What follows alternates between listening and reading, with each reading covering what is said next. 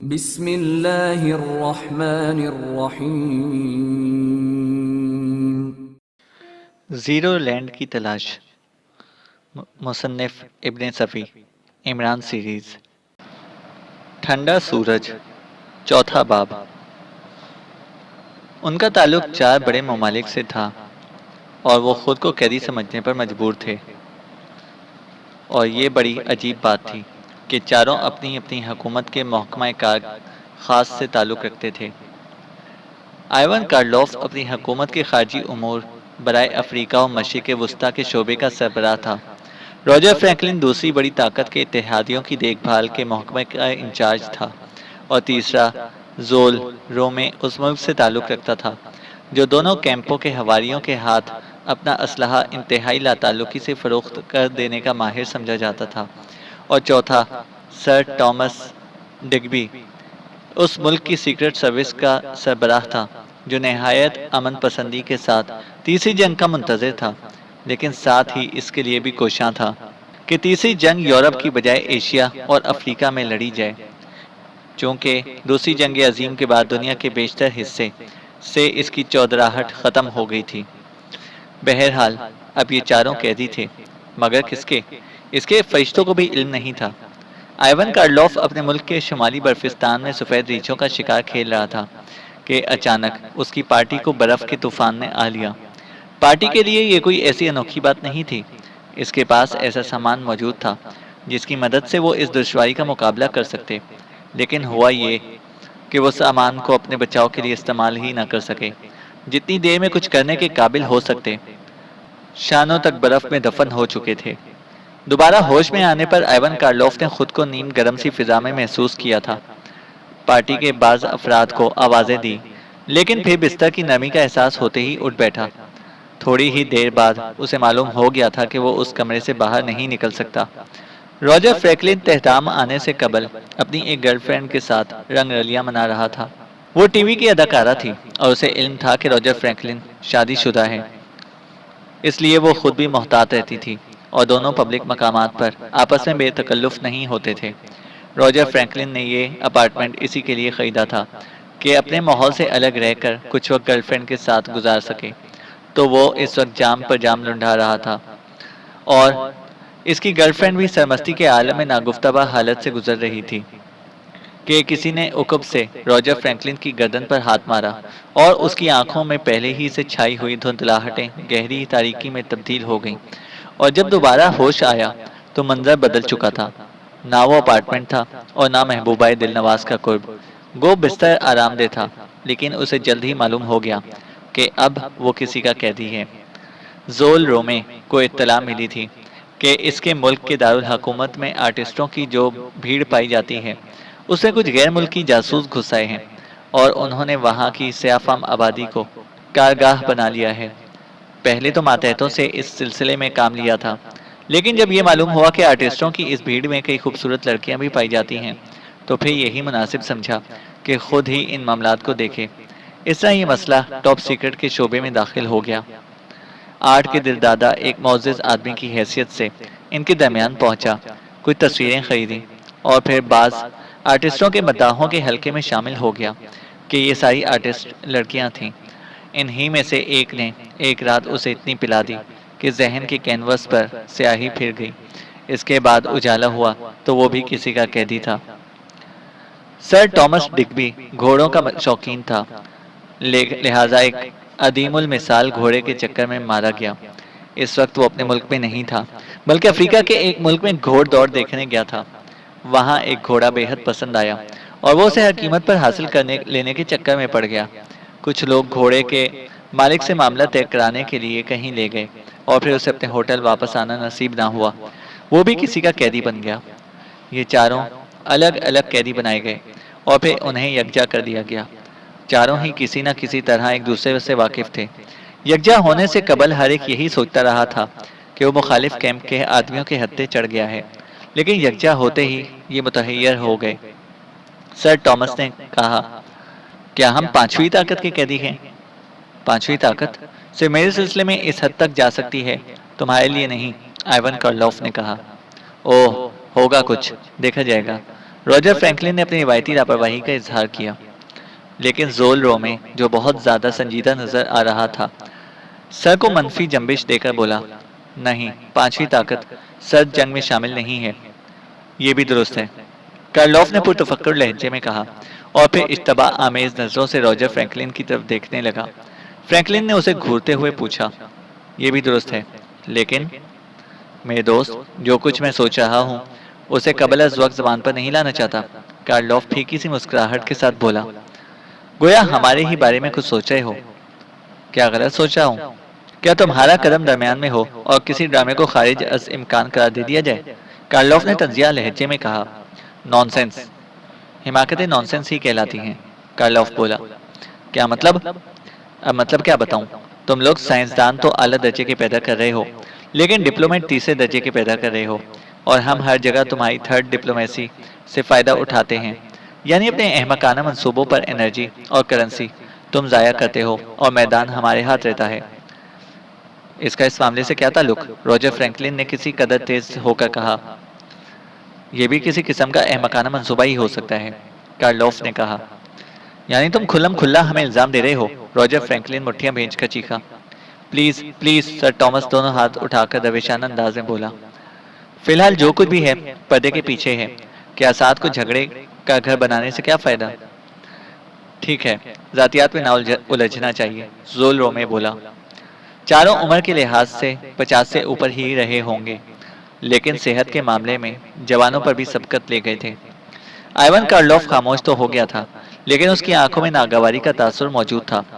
Roger Franklin کچھ سوچ رہا تھا، تھوڑی دیر بعد چونک کر بولا، میں سمجھا، تم کیا کہنا چاہتے ہو؟ تینوں اس کی طرف متوجہ ہو گئے، اور فرینکلن نے کارلوف کی آنکھوں میں دیکھتے ہوئے کہا، تم یہ سمجھتے ہو کہ یہ سارا سیٹ اپ ہم نے کیا ہے؟ کیا یہ ناممکن ہے ڈیئر مسٹر فرینکلن؟ کارلوف نے کہا۔ سوال تو یہ ہے کہ ہم ایسا کیوں کریں گے؟ فرینکلن بولا۔ تمہارے سوال کا جواب دینے بیٹھا تو تمہیں ایک اسٹینو کی ضرورت محسوس ہونے لگے گی، کارلوف بولا۔ اتنا طویل جواب ہوگا؟ زول رومے نے ہنس کر پوچھا۔ بہرحال اب تم آگاہ ہو گئے ہو، فرینکلن نے سر جھٹک کر کہا، محتاط رہنا۔ کارلوف صرف سر ہلا کر رہ گیا، اس کے ہونٹوں پر طنزیہ مسکراہٹ تھی۔ تھوڑی دیر بعد انہیں ایسا محسوس ہوا جیسے وہ ہل کر رہ گئے ہوں، اور پھر وہی کیفیت طاری ہوئی جیسے کسی لفٹ کے اوپر جاتے وقت اعصاب پر طاری ہوتی ہے۔ تو یہ بڑا سا بند کمرہ جس میں گھٹن کا احساس قطعی نہیں ہو رہا تھا، کسی قسم کے میکینزم پر قائم تھا۔ وہ مستفسرانہ نظروں سے ایک دوسرے کی طرف دیکھنے لگے، اور دفتراً روجر فرینکلن نے آئیون کارلوف سے کہا، کہیں یہ سارا سیٹ اپ تم ہی لوگوں سے تو تعلق نہیں رکھتا؟ ہاں، یہ بھی ممکن ہے، آئیون کارلوف نے پرسکون لہجے میں کہا، لیکن یہ بات میں وثوق سے کہہ سکتا ہوں کہ میں اسے لا علم ہوں۔ تو پھر میری طرف سے بھی یہی عذر قبول کرو، فرینکلن نے کہا۔ معقول بات ہے، سر ٹامس سر ہلا کر بولا۔ میری دانست میں یہی بہتر ہے کہ خاموشی سے حالات کا جائزہ لیا جائے، زول رومے نے رائے دی۔ کمرے کی عمودی حرکت رکتے ہی جھٹکا لگا، اور وہ دروازے کی طرف دیکھنے لگے کہ شاید اب اس کے کھلنے کی بھی باری آ گئی ہو، لیکن ایسا نہ ہوا، اور پھر اچانک دوسرا جھٹکا لگا اور حرکت کا احساس ہونے لگا۔ اس بار حرکت افقی تھی۔ خدا کی پناہ، سر ٹامس نے طویل سانس لے کر تینوں کے چہروں کا جائزہ لیا اور آہستہ سے بولا، ہم شاید کسی سب میرین میں سفر کر رہے ہیں۔ کوئی کچھ نہ بولا، ہر ایک کی آنکھوں میں الجھن کے آثار تھے۔ اسی طرح کئی منٹ گزر گئے، آخر سر ٹامس تھوک نکل کر بولا، بڑی عجیب بات ہے کہ ابھی تک کسی ایسے فرد سے ملاقات نہیں ہوئی جو ان حالات کی ذمہ داری اپنے سر پر لے سکتا۔ اس سے پہلے مجھے جہاں جہاں رکھا گیا تھا وہاں بھی اپنے علاوہ اور کوئی نہیں دکھائی دیا۔ آخر بحالت لا علمی اس سب میرین تک پہنچا اور تم تینوں سے ملاقات ہوئی۔ غالباً ہر ایک کی یہی کہانی ہے، زول رومے نے کہا، اور بقیہ دونوں آدمیوں نے سر ہلا کر اس کی تائید کی۔ کتنی عجیب بات ہے سر ٹامس، فرینکلن بولا۔ آئیون کارلوف خاموش تھا، آنکھوں میں گہرے تفکر کا تاثر پایا جاتا تھا۔ تھوڑی دیر بعد بولا، اگر یہ سب میرین ہے تو غیر معمولی تیز رفتاری کا مظاہرہ کر رہی ہے۔ ہمیں دروازہ کھولنے کی کوشش کرنی چاہیے، زول رومے نے کہا۔ میں اس کا مشورہ نہیں دوں گا، کارلوف نے کہا۔ معاملے کی نوعیت کو سمجھنا پہلا قدم ہونا چاہیے۔ کارلوف کا مشورہ مناسب ہے، سر ٹامس ڈگبی بولا، لیکن ایسی صورت میں جبکہ ہم ایک دوسرے پر شبہ کر رہے ہیں، اصل معاملے کی نوعیت تک کیسے پہنچ سکیں گے؟ راجر فرینکلن نے کہا اور سگریٹ سلگانے لگا۔ یہ بھی درست ہے، سر ٹامس نے ٹھنڈی سانس لی۔ بہرحال بات کسی طرح بھی آگے نہیں بڑھ سکتی، زول رومے بولا۔ میرا خیال ہے کہ اب ہم جہاں لے جائے جا رہے ہیں وہیں پہنچ کر کچھ معلوم کرنے کے قابل ہو سکیں گے، کارلوف نے کہا۔ اوہ وہ دیکھو، میز پر تاش کی گڈی بھی موجود ہے۔ دفتن راجر فرینکلن نے پرمسرت لہجے میں بولا۔ وقتگزاری کے لیے اس سے بہتر اور کیا چیز ہو سکتی ہے؟ اور سائڈ بورڈ میں شراب کی بوتلیں بھی موجود ہیں، زول رومے نے اس سے بھی زیادہ مسرت ظاہر کرتے ہوئے کہا۔ سر ٹامس اور کارلوف سنجیدگی سے کچھ سوچے جا رہے تھے۔ فرینکلن اور زول رومے کے اصرار پر بھی ان دونوں میں سے کوئی اس تضیع اوقات پر تیار نہ ہوا۔ آخر صرف وہی دونوں رمی کھیلنے بیٹھ گئے۔ سر ٹامس اور کارلوف دروازے کے قریب جا بیٹھے تھے اور ان دونوں کو پرتشویش نظروں سے دیکھ رہے تھے۔ کیا خیال ہے سر ٹامس؟ کارلوف نے آہستہ سے پوچھا۔ اگر تم فرینکلن کی بات کر رہے ہو تو میں اس کے علاوہ اور کچھ نہیں کہہ سکتا کہ وہ اس وقت اپنی حماقت مآب قوم کی نمائندگی کر رہا ہے۔ اگر روئے سخن زول رومے کی جانب ہے تو وہ محض اپنی روایتی وزرداری کا اسیر ہے۔ میں یہ کہہ رہا تھا کہ دونوں لاپرواہ ہونے کی اداکاری کر رہے ہیں۔ اسے میں ضرور تسلیم کر لوں گا، سر ٹامس نے طویل سانس لے کر کہا اور اپنے پائپ میں تمباکو بھرنے لگا۔ وہ دونوں رمی کھیلنے میں محو تھے، اس حد تک کہ تھوڑی دیر بعد انہیں اپنے علاوہ اور کسی کا بھی ہوش نہ رہا۔ زول رومے نے سائڈ بورڈ سے ایک بوتل، 2 گلاس اور سوڈے کا سائفن نکال لیے، گھونٹ گھونٹ پیتے اور پتے پھینکتے جا رہے تھے۔ کبھی کبھی اپنی کسی کامیابی پر کوئی ہنس بھی پڑتا تھا۔ اچانک دروازہ سرکنے کی آواز آئی۔ سر ٹامس اور کارلوف چونک کر ادھر متوجہ ہو گئے۔ سلائڈنگ ڈور سرک کر دیوار کے اندر چلا گیا تھا۔ پھر فرینکلن اور زول رومے بھی اٹھ کھڑے ہوئے۔ دروازے سے دوسرے کمرے کا منظر صاف دکھائی دے رہا تھا۔ وہ دونوں بھی آہستہ آہستہ چلتے ہوئے دروازے کے قریب آ پہنچے۔ دوسری طرف کا کمرہ اس کمرے سے بہت بڑا تھا۔ فرینکلن نے آگے بڑھ کر دوسرے کمرے میں داخل ہونا چاہا، لیکن کارلوف اسے روکتا ہوا آہستہ سے بولا، ٹھہرو، جلد بازی مناسب نہیں۔ اچانک دوسری طرف سے ایک سیاہ فام آدمی ان کے سامنے آ کر کھڑا ہوا اور ان کے کچھ کہنے سے قبل ہی بولا، ابھی تم اندر نہیں آ سکتے، میرا باس عبادت کر رہا ہے۔ تم کون ہو؟ کارلوف نے چھوٹتے ہی پوچھا۔ جوزف مگونڈا۔ تمہارا باس کون ہے؟ کیا تم نہیں جانتے؟ سیاہ فام نے غصیلے لہجے میں کہا۔ جانتے ہوتے تو پوچھتے کیوں؟ سر ٹامس نے کہا۔ تو پھر یوں ہی خواہ مخواہ گرفتار کر لیا ہے؟ سیاہ فام آدمی چلا کر بولا۔ گرفتار؟ کیا مطلب؟ پتہ نہیں تم لوگ کون ہو اور کیا چاہتے ہو؟ جوزف انہیں گھورتا ہوا بولا۔ ہم صرف یہ معلوم کرنا چاہتے ہیں کہ ہمارا اغوا کنندہ کون ہے۔ اغوا کنندہ؟ جوزف کی آنکھیں حیرت سے پھیل گئیں۔ ہاں، اغوا کنندہ، اور اس حرکت کا مقصد کیا ہے؟ اچھا، جوزف سر ہلا کر بولا، میں سمجھ گیا، تم شاید مجھے یہ باور کرانا چاہتے ہو کہ تم بھی قیدی ہو۔ محض باور ہی نہیں کرانا چاہتے بلکہ یہ حقیقت بھی ہے۔ تب تو بڑی اچھی بات ہے، 2 سے 6 ہوئے، جوزف خوش ہو کر بولا۔ اوہ، تو تم ہمیں یہ باور کرانا چاہتے ہو کہ تم بھی ہماری طرح قیدی ہو؟ باور نہیں کرانا چاہتا مسٹر، بلکہ یہ حقیقت ہے، جوزف بولا۔ کیا تمہارا باس کوئی اہم آدمی ہے؟ پتہ نہیں۔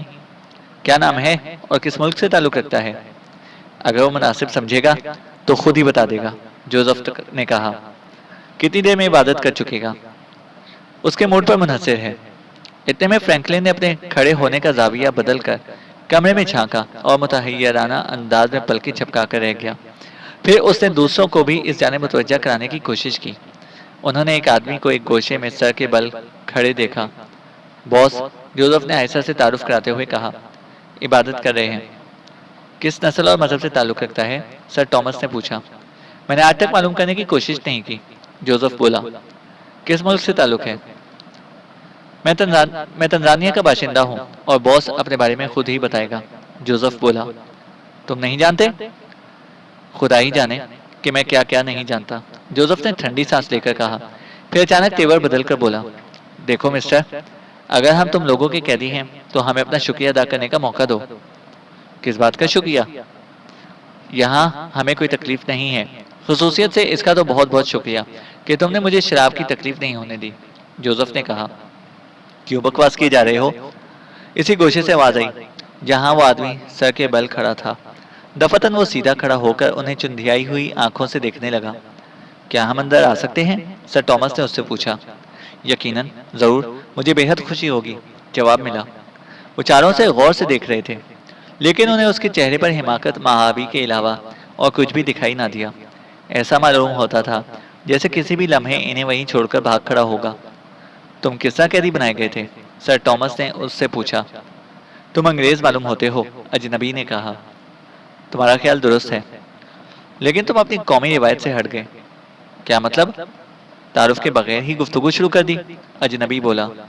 اس جملے پر فرینکلن ہنس پڑا۔ سر ٹامس نے خفیف ہو کر کہا، میں ٹامس ڈگبی ہوں۔ میں عمران۔ اس نے مسافے کے لیے ہاتھ بڑھا دیا اور گرم جوشی سے مسافہ کیا۔ اور یہ حضرات اگر مناسب سمجھیں گے تو خود ہی اپنا تعارف کرا دیں گے، سر ٹامس نے کہا۔ باتیں کرنے کے لیے ایک ہی آدمی کافی ہے، عمران احمقانہ انداز میں بولا۔ تم مجھے جنوبی مشرقی ایشیا کے کسی ملک کے باشندے معلوم ہوتے ہو۔ تمہارا خیال درست ہے، عمران بولا۔ تمہاری گرفتاری کی وجہ؟ غلط فہمی۔ کیا تم ہم سے بیٹھنے کو بھی نہ کہو گے؟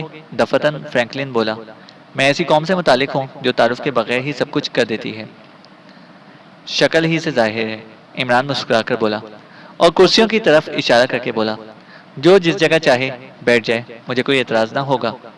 وہ چاروں بیٹھ گئے اور سر ٹامس نے کہا، تم کسی غلط فہمی کا ذکر کر رہے تھے؟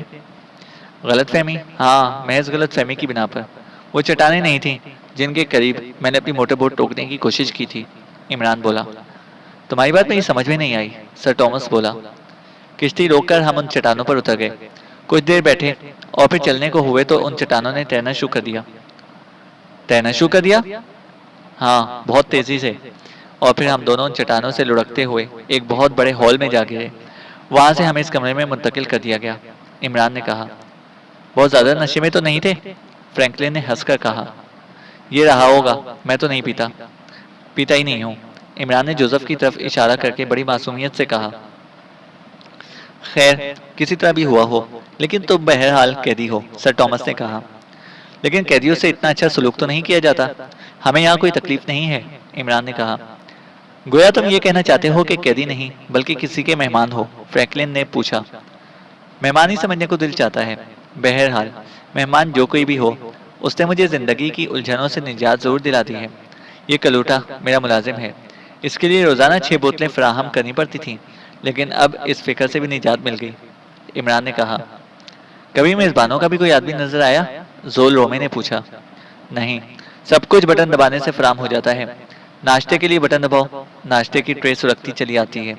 سب کچھ اسی طرح فراہم ہو جاتا ہے۔ سارے معاملات کے بٹن الگ الگ ہیں، عمران نے کہا۔ لیکن تمہیں ان بٹوں کا استعمال کیسے معلوم ہوا؟ سر ٹامس نے پوچھا۔ ایک غیبی آواز نے بتایا تھا، عمران نے کہا۔ کہاں ہیں وہ بٹن؟ سر ٹامس نے کہا۔ اس طرف، عمران ایک جانب ہاتھ اٹھا کر بولا۔ چلو دکھاؤں۔ دیوار پر ایک جگہ بڑے سے سوئچ بورڈ پر متعدد پش سوئچ نصب تھے۔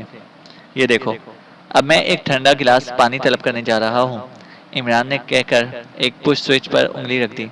ہلکی سی گڑگڑاہٹ کی آواز سنائی دی اور اسی دیوار کے ایک حصے سے ایک ٹرے برآمد ہوئی جس پر پانی کا گلاس رکھا ہوا تھا۔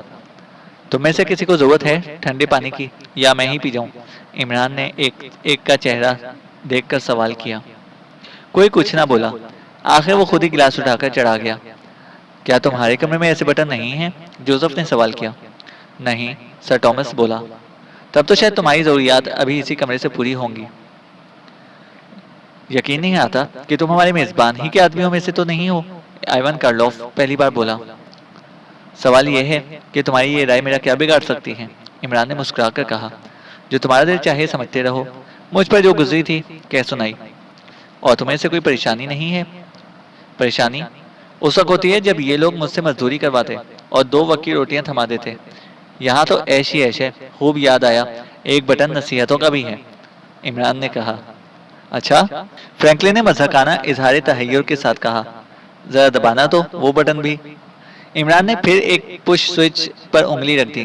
ہلکی سی گڑگڑاہٹ کے بعد ایک بے حد سریلی نسوانی آواز سنائی دی۔ صبح بخیر، 11:07 ہوئے ہیں۔ آج کی نصیحت سنو۔ بسا اوقات اپنے حواس بھی دھوکہ دیتے ہیں، اس لیے اپنی صحیح پرکھ تم خود نہیں کر سکتے۔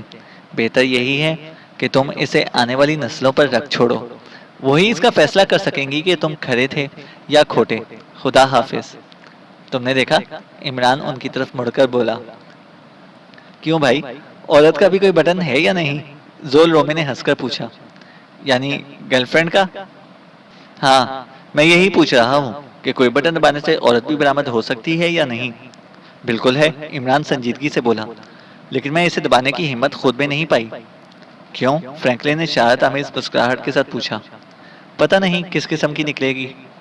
اچھا، اب اس وقت میرے کہنے سے دباؤ، فرینکلن نے کہا۔ ہرگز نہیں، تم چاہتے ہو تو خود ہی دباؤ، یہ رہا، اس پر گرل فرینڈ لکھا ہوا ہے۔ فرینکلن نے دیکھنے کے لیے آگے بڑھا اور پھر اسی پش سوئچ پر انگلی رکھ دی جس کی طرف عمران نے اشارہ کیا تھا۔ فوراً ہی بائیں جانب دیوار میں ایک خلا پیدا ہوا اور اس سے ایک سیاہ فام عورت برآمد ہوئی، جوان العمر اور خاصی توانا تھی۔ فرینکلن پش سوئچ سے انگلی بھی نہیں ہٹا پایا تھا کہ وہ اس کے شانے پر ہاتھ رکھ کر بولی، ہیلو۔ زول رومے نے زوردار کہکا لگایا۔ فرینکلن نے بھی جھیپی ہوئی ہنسی کے ساتھ ہیلو کہا اور پیچھے ہٹ گیا۔ ادھر چلو، لڑکی نے دوسرے کمرے کی طرف اشارہ کیا۔ کیا یہ ضروری ہے؟ فرینکلن گڑبڑا کر بولا۔ پھر کیوں طلب کیا؟ یوں ہی، تجربے کے طور پر۔ تم میری توہین کر رہے ہو، وہ آنکھیں نکال کر سخت لہجے میں بولی۔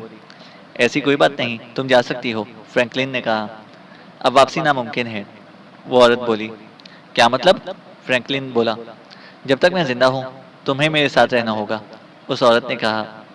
وہ دراصل سر ٹامس نے کچھ کہنا چاہا تھا لیکن وہ ڈپٹ کر بولی، خاموش ہو۔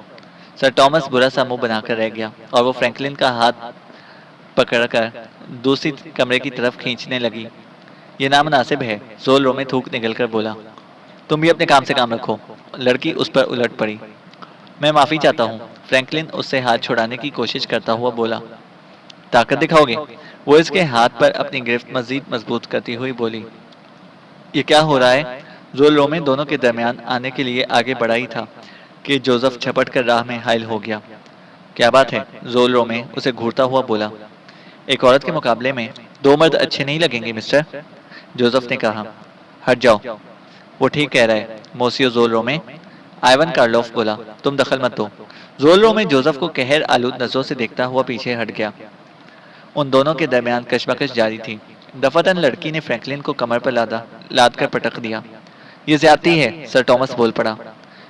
اس کے باوجود بھی کوئی آگے نہیں بڑھے گا، جوزف گررایا۔ عمران خاموش تھا لیکن اس کی آنکھوں میں بالکل بچوں کی آنکھوں کی سی شوخیاں جھلک رہی تھیں۔ کارلوف تیزی سے عمران کے قریب پہنچ کر آہستہ سے بولا، تم کہہ رہے تھے کہ تم ان میں سے نہیں ہو، پھر تمہارا آدمی دخل اندازی کیوں کر رہا ہے؟ اس لیے کہ وہ لڑکی بھی اسی کی طرح سیاہ فام ہے، تمہاری نسل والی ہوتی تو دخل نہ دیتا۔ دفعتاً فرینکلن چیخنے لگا کیونکہ اب وہ لڑکی اسے اپنے سفید چمکیلے دانتوں سے بھنبوڑ رہی تھی۔ وہ ایک بار گرا تھا تو پھر نہیں اٹھ سکا تھا اور وہ اسے دبوچے ہوئے کبھی شانے پر منہ مارتی تھی اور کبھی بازو پر۔ حد ہو گئی، زول رومے پھر دخل اندازی کے لیے بڑھا۔ ٹھیک اسی وقت کمرے میں ایک بھاری بھرکم آواز گونجی، ٹھہر جاؤ ورنہ پچھتاؤ گے، یہ لڑکی تم چاروں پر تنہا بھاری پڑے گی اور ہو سکتا ہے تم میں سے کسی کی موت بھی واقع ہو جائے، لہذا سے وہ اسی کو محظوظ ہونے دو جس نے اسے طلب کیا تھا۔ تم کون ہو؟ سامنے آؤ، سر ٹامس نے غصیلے لہجے میں کہا۔ میں صرف ایک آواز ہوں، آواز آئی۔ یہ سب کیا ہے؟ آخر ہمیں کیوں حبس بیجا میں رکھا گیا ہے؟ سب کچھ معلوم ہو جائے گا وقت آنے پر، آواز آئی۔ ادھر فرینکلن بالکل خاموش اور بے حس و حرکت ہو گیا تھا۔ پتہ نہیں سچ مچ بے ہوش ہو گیا تھا یا بے ہوشی کی اداکاری کر رہا تھا۔ لڑکی اسے چھوڑ کر ہٹ گئی۔ کیا مر گیا؟ جوزف نے اس سے پوچھا۔ تم خود ہی دیکھ لو، مجھے زندہ مردہ کی تمیز نہیں ہے، وہ لاپرواہی سے بولی اور پھر وہ سبھی اس پر جھک پڑے۔ اس بار عمران بھی ان میں شامل تھا۔ سانس تو چل رہی ہے، جوزف نے کہا۔ بازو اور شانے سے خون بہ رہا ہے، زول رومے غصیلی آواز میں بولا۔ لڑکی لا تعلقی سے کھڑی رہی۔ اب تو جاؤ نا، جوزف نے اس سے کہا۔ کیا وہ زندہ ہے؟ لڑکی نے اس سے کہا۔ ہاں، صرف بے ہوش ہو گیا ہے۔ تب پھر اس کی زندگی میں میری واپسی ناممکن ہے، یا وہ مر جائے یا میں مر جاؤں، لڑکی بولی۔ آخر زبردستی کی وجہ؟ عمران نے پہلی بار اس سے سوال کیا۔ دھوکہ دینے کے لیے اس پش سوئچ پر گرل فرینڈ لکھ دیا گیا تھا، ورنہ حقیقتاً وہ شادی کا بٹن ہے، لڑکی نے کہا۔ شادی کا بٹن؟ عمران نے خوفزدہ لہجے میں دہرایا۔ ہاں، جو بھی اس بٹن کو دبائے گا اس کی شادی کسی نہ کسی سے ہو جائے گی۔ تو گویا تمہاری شادی مسٹر فرینکلن سے ہو گئی ہے؟ اوہ، تو اس کا نام فرینکلن ہے، بڑا پیارا نام ہے، لڑکی بولی۔ وہ سب فرینکلن کو چھوڑ کر مکالمے سننے لگے تھے۔ میں نے پوچھا تھا کیا واقعی شادی ہو گئی ہے؟ عمران نے پھر اسے مخاطب کیا۔ ہاں، واقعی شادی ہو گئی ہے، لڑکی بولی۔ تو کیا شوہر کو اس طرح کاٹنا اور بھنبھوڑنا ضروری تھا؟ عمران بولا، پھر اسے کس طرح معلوم ہوتا کہ میں اس کی بیوی ہوں؟ ہر ایک کو تو نہیں کاٹتی بھنبھوڑتی، یہ تو صرف بے تکلفی کا اظہار تھا۔ بجائے ارشاد فرمایا، عمران نے کہا، تم بھی بٹن دبا کر دیکھو، لڑکی نے عمران سے کہا۔ ضرور، عمران سر ہلا کر بولا، لیکن میں ایسے حالات میں نصیحت کا بٹن دبانا زیادہ پسند کروں گا۔ عمران نے کہا۔ اس نے سچ مچ وہی بٹن دبا دیا اور بائیں جانب سے آواز آنے لگی، تم ایک ایسے ریگستان میں کھڑے ہو جہاں تمہارے علاوہ اور کوئی نہیں ہے، کیا تم بغیر سوچے سمجھے کسی طرف قدم بڑھا دو گے؟ ہرگز نہیں، ورنہ اپنی اسی کوتاہی کی بنا پر تم موت کے منہ میں جا سکتے ہو۔ سنا تم نے؟ عمران نے ان کی طرف مڑ کر کہا۔ کوئی کچھ نہ بولا۔ سیاہ فام لڑکی بے ہوش فرینکلن کے پاس بیٹھ گئی اور تینوں ان کے پاس کھڑے پرتشویش نظروں سے دونوں کو دیکھے جا رہے تھے۔ عمران اور جوزف کے اس طرح سے غائب ہو جانے کے بعد انہوں نے بلاول کو گھیر لیا، جو اب بھی اسی عمارت میں مقیم تھا جس کی نگرانی صفدر اور صدیقی کر رہے تھے۔ بلاول اب پھر مردانہ لباس میں آ گیا تھا، لیکن اس کے آس پاس کوئی اور نظر نہیں آتا تھا۔ صفدر، صدیقی اور چوہان اچانک اس عمارت میں گھس پڑے جس میں بلاول مقیم تھا۔ تینوں کے ہاتھوں میں ریوالور تھے۔ بلاول نے انہیں دیکھا اور بے حد خائف نظر آنے لگا۔ کون ہو تم لوگ؟ ہم صرف یہ پوچھنا چاہتے ہیں کہ وہ کہاں ہے جس کے پاس تم عورت بن کر گئے تھے، صفدر بولا۔ خدا جانے کیسی باتیں کر رہے ہو، میں عورت کیوں بننے لگا؟ بلاول نے کہا۔ چلو یہی بتا دو کہ پرسوں رات کو تمہاری کشتی کھلے سمندر میں چکر کیوں کاٹ رہی تھی؟ صدیقی نے پوچھا۔ اس میں کوئی خرابی واقع ہو گئی تھی، بلاول نے کہا۔ کتنی دیر تک واقع رہی تھی؟ صدیقی نے سوال کیا۔ یہ تو یاد نہیں، ہم تفریح کو گئے تھے کہ اچانک وہ واقعہ ہو گیا۔ اس خرابی پر قابو پانے کے بعد ہم واپس آ گئے تھے، لیکن اس میں کون سی ایسی خاص بات تھی جس کے لیے تم نے مجھ پر ریوالور تان رکھے ہیں؟ بلاول نے کہا۔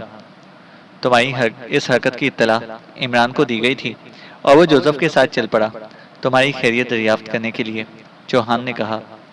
میں کیا جانوں کہ تم کس عمران کی بات کر رہے ہو؟ اسی عمران کی جس نے تمہیں وحشیوں سے بچایا تھا۔ کیسے وحشی؟ کیسا عمران؟ میں کچھ نہیں جانتا، بلاول بولا۔ اسے یہیں کیوں نہ ختم کر دیں؟ کہیں اور لے جانے کی کیا ضرورت ہے؟ چوہان بولا۔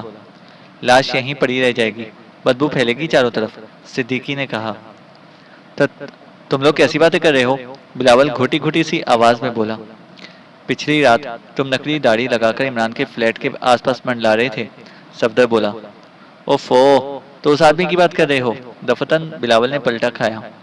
ہاں، اسی کی، صفدر اس کی آنکھوں میں دیکھتا ہوا بولا۔ میں کیسے یقین کر لوں؟ کس بات پر؟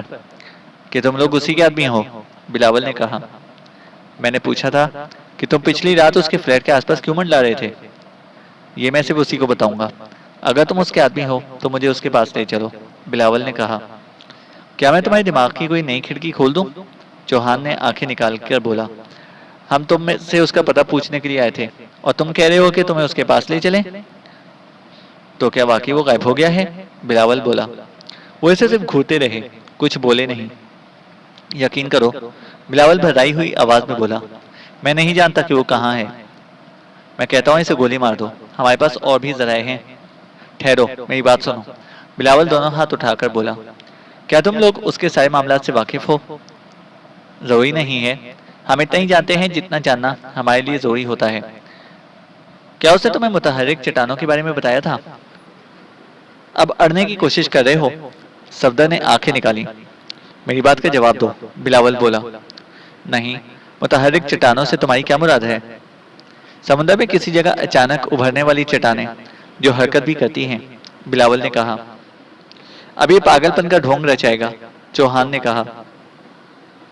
نہیں مسٹر، میں سچ کہہ رہا ہوں، میں نے انہیں دیکھا تھا اور مسٹر عمران انہی کی تلاش میں تھے، بلاول نے کہا۔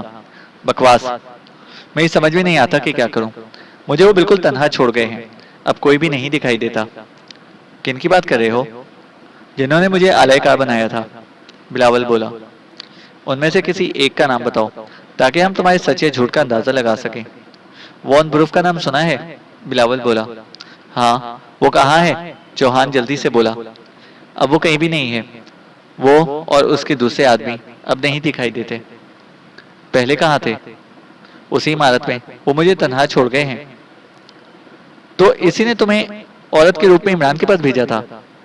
ہاں، اسی نے بھیجا تھا، لیکن کل نہیں، کل میں اپنے طور پر ان کی تلاش میں گیا تھا، بلاول نے کہا۔ اور پرسوں رات کو اپنی کشتی کھلے سمندر میں کیوں لے کر گئے تھے؟ وان بروف نے ہی بھیجا تھا، لیکن وجہ نہیں بتائی تھی، اور جب کشتی چکر کاٹنے لگی تھی تو میں نے اس کی وجہ پوچھی تھی، لیکن ساتھیوں نے مشینی خرابی کے علاوہ اور کوئی وجہ نہیں بتائی تھی، بلاول بولا۔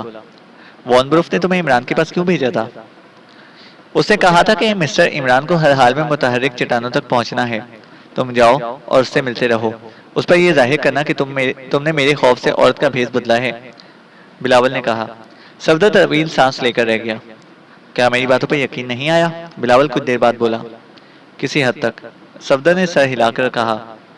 اس میں ذرا برابر بھی چھوٹ نہیں ہے، لیکن یقین کرو کہ میں نے مسٹر عمران کو اپنے ساتھ کہیں چلنے کی دعوت نہ دی تھی، بلاول نے کہا۔ اور یہ بھی نہیں کیا تھا کہ اسے سچی بات بتا دیتے؟ کیسے بتا دیتا؟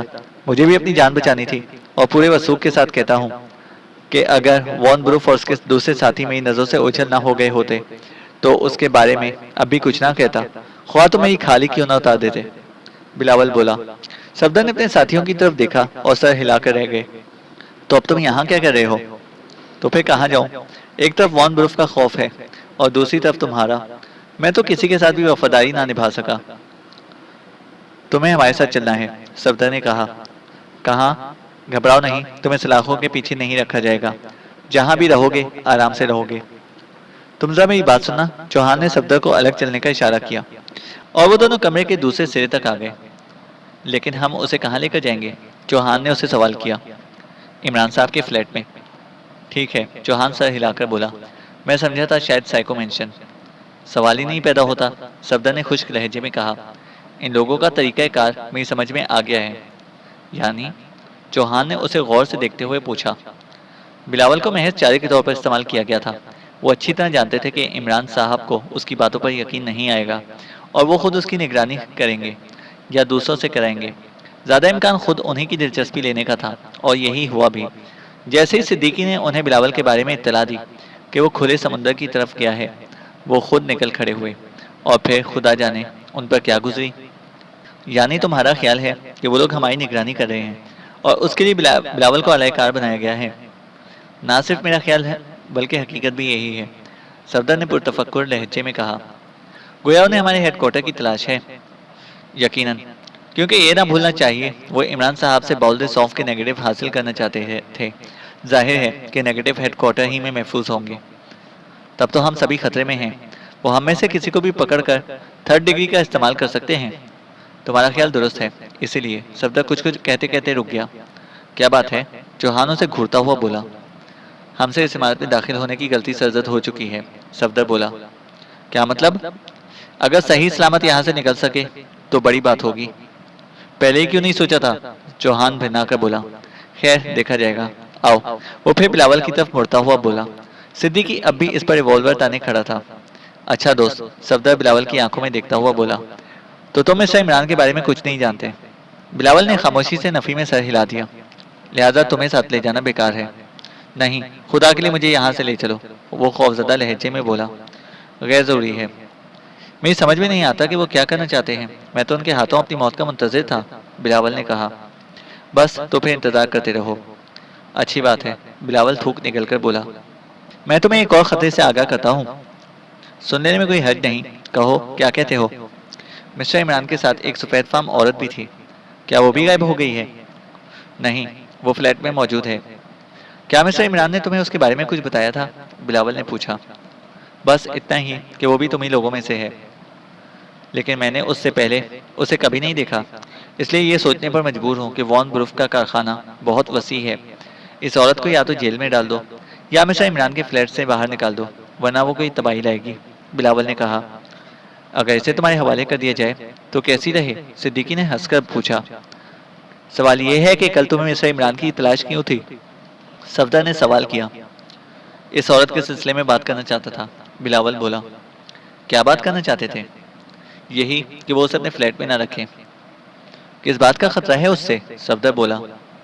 خدا ہی جانے، اس نے بڑے بھولے پن سے کہا۔ چوہان دانت پیس کر رہ گیا۔